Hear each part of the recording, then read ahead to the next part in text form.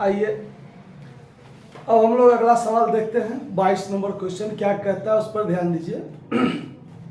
साझेदारी के पुनर्गठन, वर्तमान साझेदारों के लाभ विभाजन अनुपात में परिवर्तन चैप्टर का है ये 22 नंबर क्वेश्चन।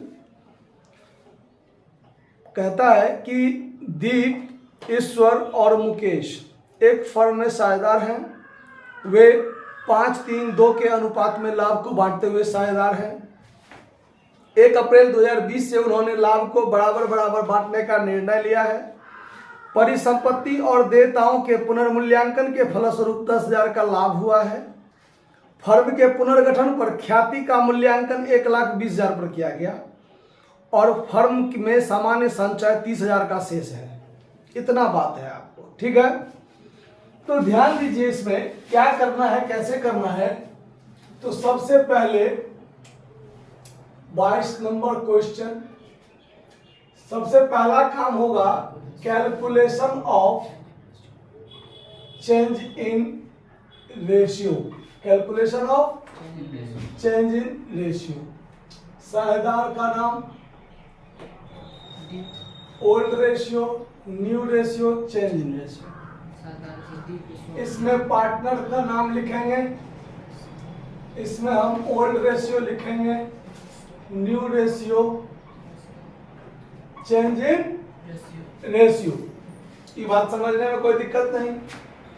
3 साझेदार हैं। पहला साझेदार है दीप, एक है ईश्वर और तीसरा कौन है? मुकेश। तीसरा है आपका मुकेश। क्लियर। ओल्ड रेशियो जो है आपका 5-3-2 है, तो 5/10, 3/10, 2/10। और भविष्य के लाभों को कैसे बांटने के लिए सहमत हुए हैं? बराबर बराबर सहमत हुए हैं। तो 3 साझेदार है तो 1/3, 1/3, 1/3। अब यहाँ भिन्न घटाव करना है। लघुत्तम हो गया आपका 30, 5×3 15 -10, 5/30। लघुत्तम 30, 9 - 10 -1/30। और यहाँ भी लघुत्तम 30, 6 - 10 -4/30। तो जो माइनस में आया है उसने क्या किया? गेन किया। और जो प्लस में है वो क्या किया? सैक्रिफाइस किया। इस बात को समझने में कोई दिक्कत? अब सवाल पर ध्यान दीजिए। क्या है कि सवाल में आपको 3 आइटम दिया हुआ है। एक पुनर्मूल्यांकन पर लाभ, एक जनरल रिजर्व, ठीक है, और एक है परिवर्तन के तिथि को ख्याति का मूल्यांकन। तो ये जो चेंज इन रेशियो है, इस चेंज इन रेशियो में ख्याति का जो मूल्यांकन किया गया है परिवर्तन के तिथि को, सिर्फ उसका एडजस्टमेंट होगा। जनरल रिजर्व और रिवैल्यूएशन का जो प्रॉफिट है, अगर इसका समायोजन करने के लिए कहता तो करते, नहीं कहा है तो नहीं करेंगे। इसको हम लोग क्या करेंगे? पुराने अनुपात में बांट लेंगे। पुराने अनुपात में बांट लेंगे, ठीक है। तो चलिए एडजस्टमेंट ऑफ गुडविल लिखते हैं। एडजस्टमेंट ऑफ गुडविल जो आपका कितना है? परिवर्तन के तिथि को 1,20,000, 1,20,000। अब यहां पर आप देखिए तो दीप सैक्रिफाइस किया है, तो 1,20,000 का 5/30 कीजिएगा तो ये 4,000 पंचे 20,000 इसका हिस्सा इसको मिलना चाहिए।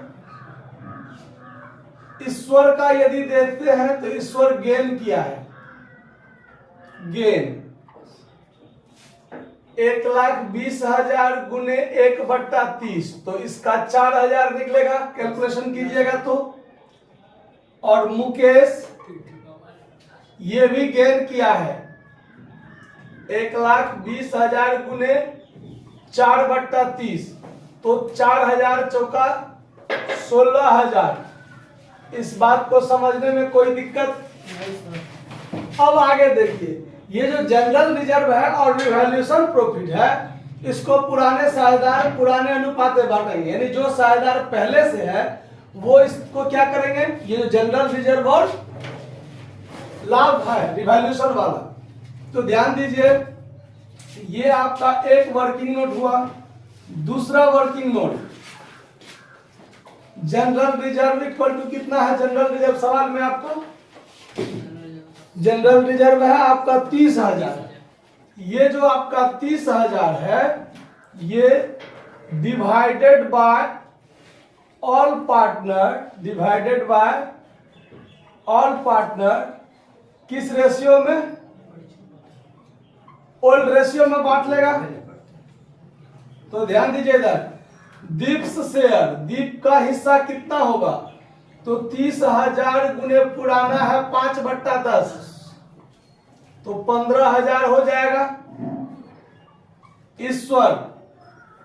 ईश्वर का हिस्सा कितना हो जाएगा, तो 30,000 गुने 3/10 9,000, और मुकेश का हिस्सा कितना हो जाएगा,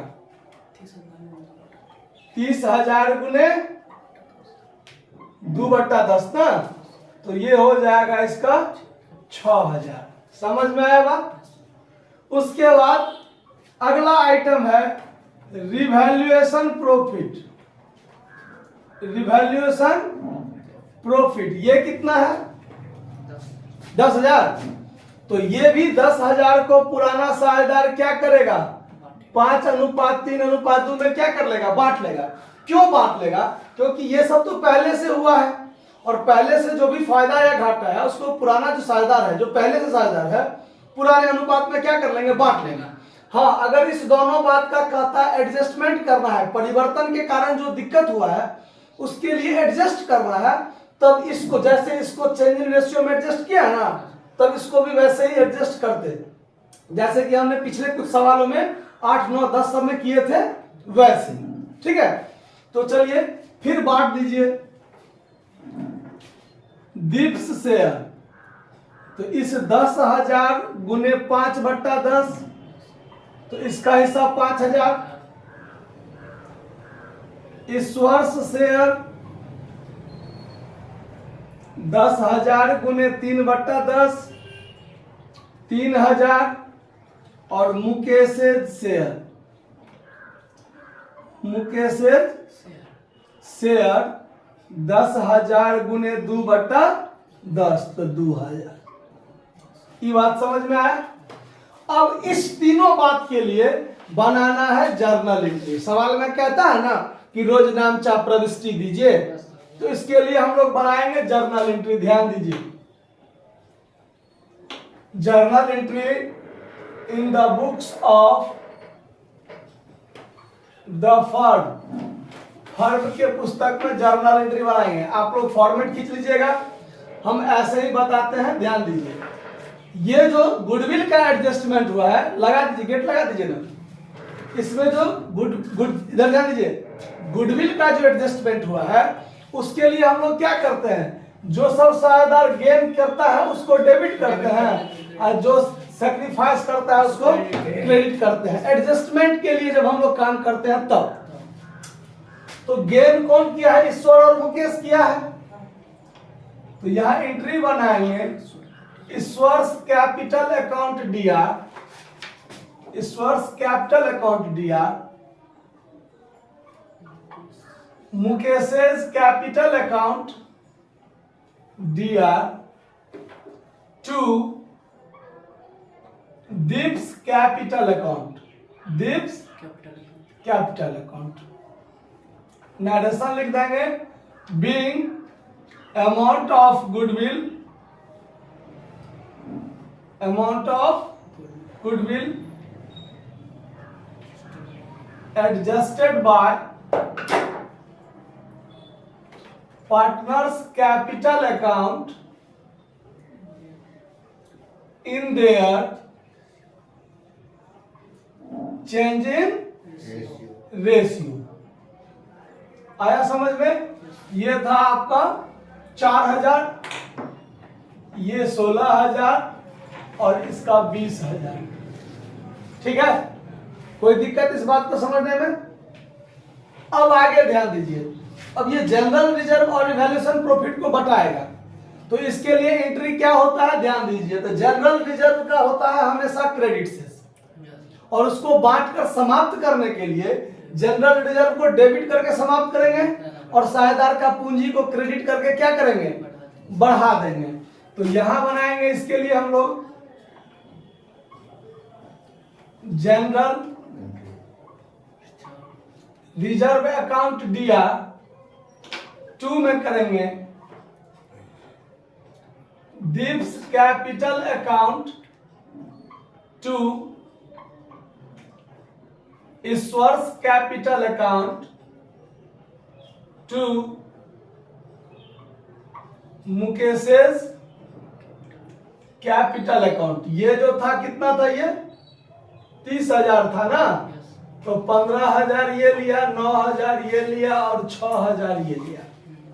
नरेशन लिख देंगे, being general reserve divided by partners in their old ratio, in their old ratio. ठीक है, उसके बाद अब ये रिवैल्यूएशन प्रॉफिट जो है ये भी बताएगा। ठीक है, तो रिवैल्यूएशन जो प्रॉफिट बताएगा, तो प्रॉफिट है ना, तो इसका मतलब प्रॉफिट का शेष होता है क्रेडिट, उसको समाप्त करने के लिए डेबिट करेंगे और साझेदार का पूंजी क्या हो जाएगा, बढ़ जाएगा। तो बढ़ा दीजिए, रिवैल्यूएशन अकाउंट क्या कर दीजिए, DR, revaluation account DR 2, Deep's capital account 2, Ishwar's capital account 2, Mukesh's capital account. ये 10,000 था, 5,000 ये लिया, 3,000 ये लिया, 2,000 ये लिया। ठीक है, नरेशन कर देंगे, being revaluation profit divided by partners in their old ratio, in their. ये सवाल आपका समाप्त हो गया। इस बात को समझने में कहीं कोई दिक्कत हुआ है तो सो बोलिए। आया बात समझ में? तो नोट कर लीजिए। धन्यवाद।